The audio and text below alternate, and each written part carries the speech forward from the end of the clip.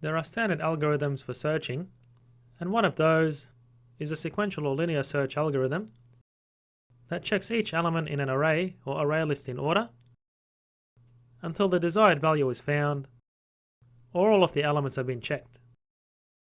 So the algorithm takes in our array or array list as an input, and we have the key, which is for example the number we want to find, and we output a flag to say that the number has been found.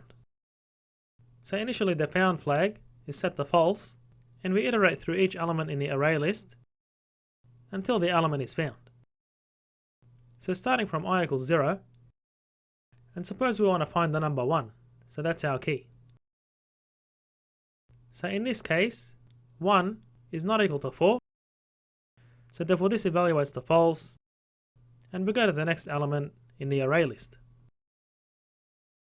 So 1 is not equal to 3, so we go to the next iteration, and as we can see, 1 is equal to 1 in this case, so the found flag is set to true, and we exit the loop using a break statement. And in this case, found is true, so the algorithm returns true.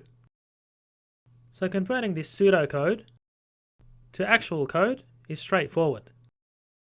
So if we have a look at our Java code here, so we have our linear search method that takes in an array list of numbers and a key, and it returns a boolean to say whether the element was found in the array list. So I encourage you to actually compare this with the pseudocode that we just went through. So here is our array list with the following numbers added, and we declare a boolean that stores the return value from our linear search algorithm. Then we output the array list and the found flag. So if we run this program, we can see that 9 is not found in this array list. But instead, if we search for 1, the element is found in the array list, as we can see.